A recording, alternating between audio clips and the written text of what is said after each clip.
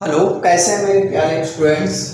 आज हम चर्चा करेंगे स्पीड एंड वेलोसिटी के बारे में।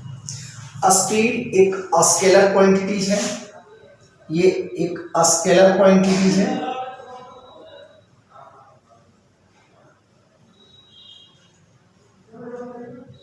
और ये एक वेक्टर क्वांटिटीज है।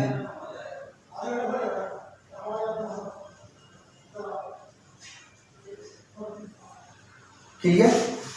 इसका मतलब है कि स्पीड की जब चर्चा करेंगे हम तो इसमें डायरेक्शन की भूमिका नहीं होगी, और वेलोसिटी की जब चर्चा करेंगे तो इसमें पार्टिकुलर डायरेक्शन की जरूरत होगी। स्पीड कहता है कि the rate of change of position in any direction is known as speed.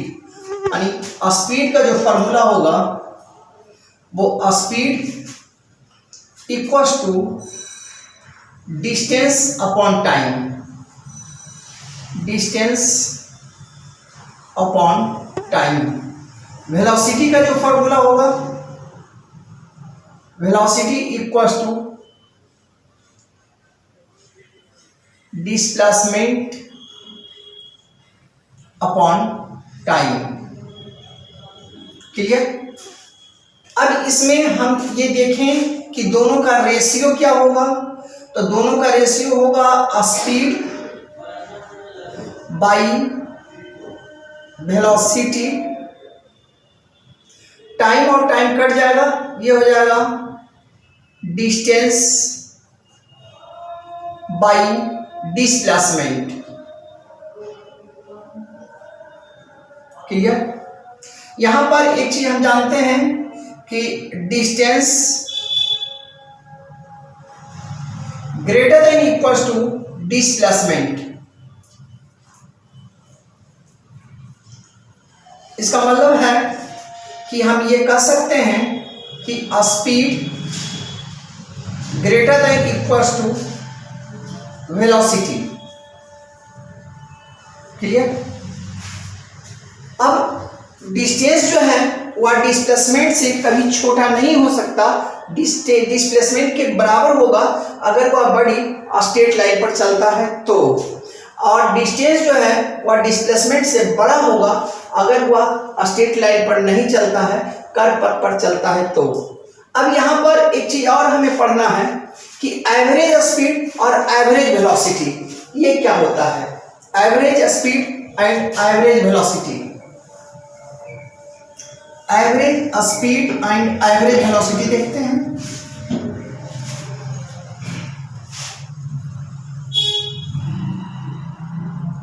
Average speed, average speed होता है total distance upon total time, और एवरेज वेलोसिटी इसको हम भी लिखते हैं। Average velocity equals to total displacement, total displacement upon total time. Suppose that कि ये आर्क है, ये हाफ सेमी सर्किल है, यहाँ ए है, ए पर at t equals to 0 second है। ये इस पथ से चलते हुए ये इस पथ तक आता है और इसका सेंटर जो है सी है और रेडियस आर है, और यहाँ पर आता है ये बी है, और at t equals to 2 second होता है। क्लियर? अब इसका जो है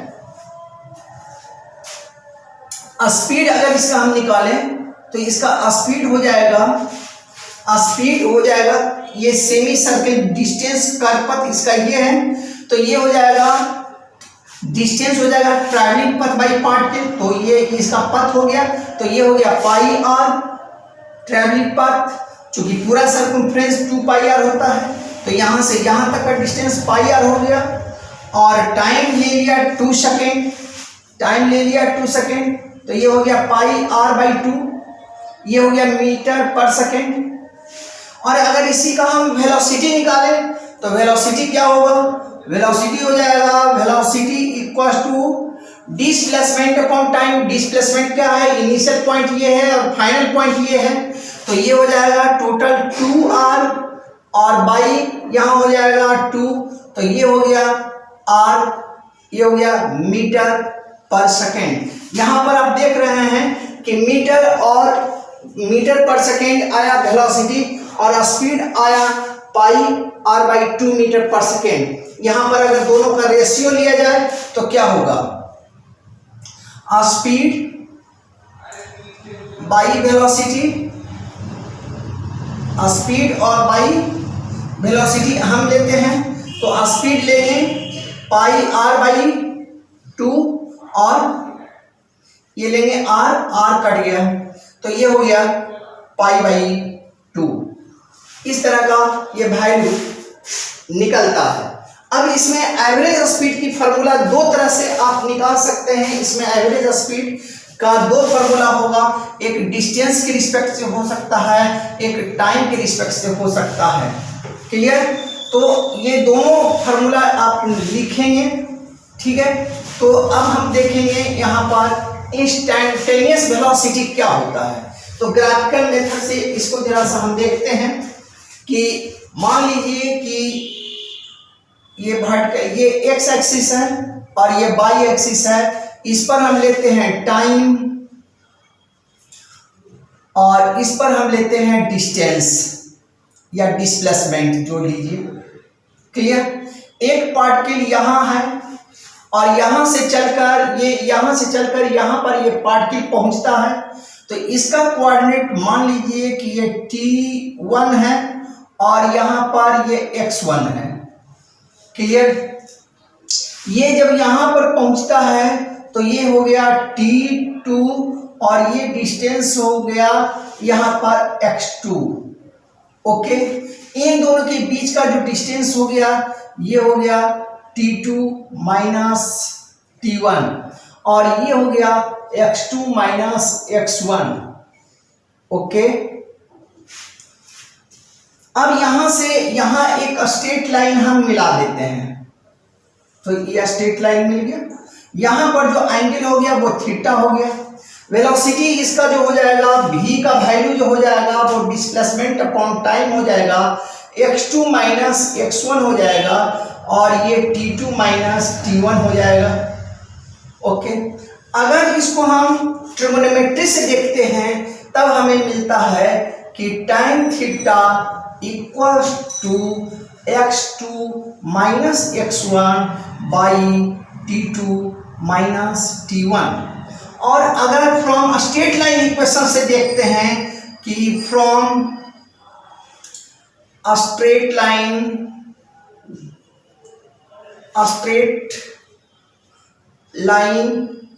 इक्वेशन से अगर ये देखा जाए तो y equals to mx plus सी, mx प्लस सी, और if c equals to 0 then ये हो जाएगा y by x equal to m। y के एक्सिस पर y axis that is axis है, ये है y एक्सिस और ये है x एक्सिस।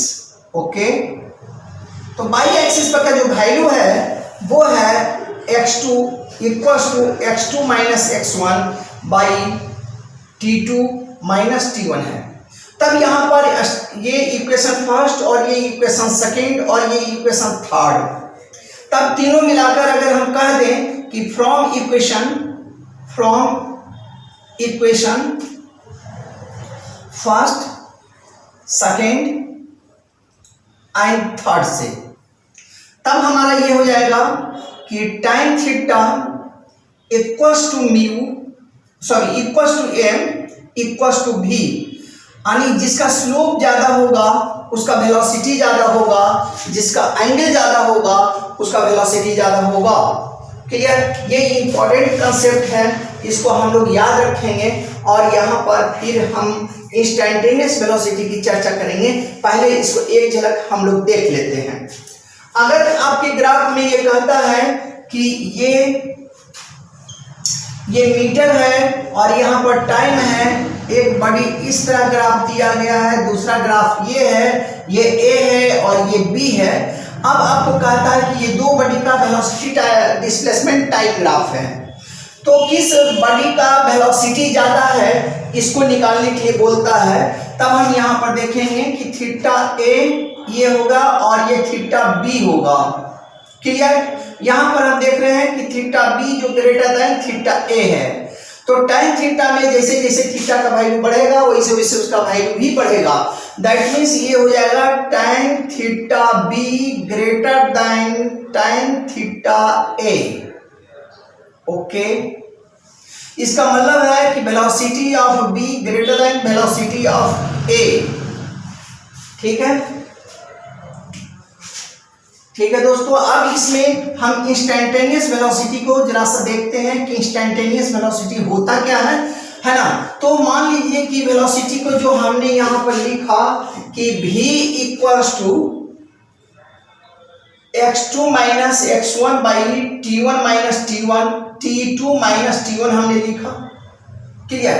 मान लीजिए कि delta t equals to t2 minus t1 है और equals to times to zero हो गया ये। क्लियर?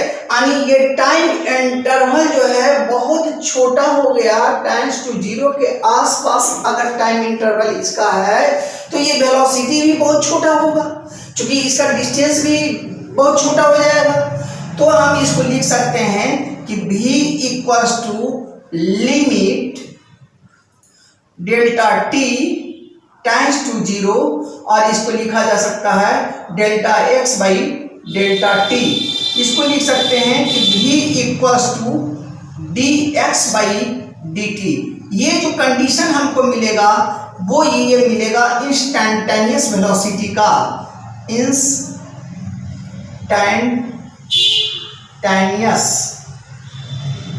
वेलोसिटी का ये कंडीशन मिल जाएगा। अब यहाँ पर हमें देखना है कि यहाँ पर वेलोसिटी में जो है वो डिस्टेंस भी होगा और डिस्प्लेसमेंट भी होगा। सॉरी, ये डिस्टेंस भी होगा और इसमें डिस्टेंस का मैग्नीट्यूड भी मिलेगा और डायरेक्शन भी मिलेगा। अगर कोई बॉडी स्ट्रेट लाइन में चल रहा है, कोई बॉडी अगर स्ट्रेट लाइन में चल रहा है तो पॉइंट टू पॉइंट जो उसका वेलोसिटी होगा, इंस्टैंटेनियस वेलोसिटी होगा, वो वेलोसिटी एवरेज वेलोसिटी के ही बराबर होगा, क्योंकि उसका डायरेक्शन भी उसी पॉइंट पर है। यानी वैसे स्थिति में जो वैल्यू एवरेज वेलोसिटी का मिलेगा वही वैल्यू इंस्टैंटेनियस वेलोसिटी का मिल जाएगा। इस पर एससी बर्मा में एक क्वेश्चन है, जब मैं उसको सॉल्व कराऊंगा तो वो क्वेश्चन मैं लेकर आऊंगा। अब इस सारे फंडे पर कुछ क्वेश्चंस हम आपको कराते हैं। चलिए इसका क्वेश्चन देखते हैं कि if A car covers 2/5 of the total distance with v1 and a speed and 3/5 distance with v2, then average speed। मान लीजिए कि एक टोटल डिस्टेंस जो है ये इसका इनिशियल पॉइंट है और ये इसका फाइनल पॉइंट है, टोटल डिस्टेंस x है।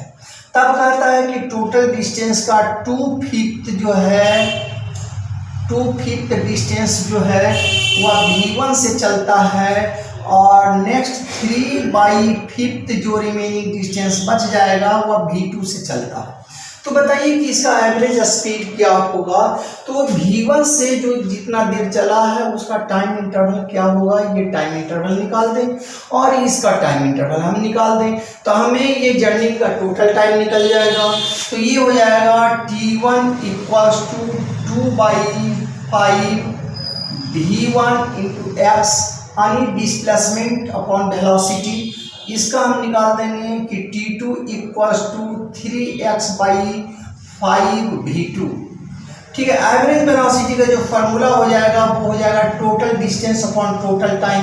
तो टोटल डिस्टेंस है कितना, टोटल डिस्टेंस x है, टोटल टाइम है कितना, तो 2x बाई 5 v1 है और प्लस 3x प्लस 3x/5v2 है। अब यहाँ पर x अगर कॉमन हम ले लें तब ये हो जाएगा x भी इक्वल्स टू, ये कॉमन आ जाएगा तो ये आ जाएगा 1 और ये आ जाएगा 2/5v1 प्लस 3/5v2। अब ये हो जाएगा, ये दोनों को जब एलसीएम लेंगे तो ये जंप करके ऊपर चला जाएगा तो ये आ जाएगा 5v1v2 आ जाएगा और यहाँ ये पार्ट आ जाएगा 2v2 और ये इधर चला जाएगा तो ये आ जाएगा 3v1, यानी यही इसका एवरेज वेलोसिटी मिल जाएगा। ये हो जाएगा इसका फोर्थ, ये आंसर हो जाएगा एवरेज वेलोसिटी। अगर ये हाफ हाफ हो जाता तब सीधा हो जाता 2v1v2/v1 plus v2। Next lecture में हम इसका और न्यूमेरिकल लेकर आएंगे, उसमें हम एक एरोडम का भी न्यूमेरिकल आपको दिखलाएंगे और हम एससी वर्मा का भी न्यूमेरिकल आपको दिखलाएंगे। ठीक, अगर हमारा वीडियो आपको अच्छा लगता है और अगर आपका नॉलेज बढ़ता है या कुछ सीख पाते हैं तो हमारे चैनल को सब्सक्राइब कीजिए और आइकॉन के घंटी को दबा दीजिए, साथ ही साथ उसको शेयर करिए ताकि मैं जो नया वीडियो लाऊं वह सबसे पहले आपको मिल सके।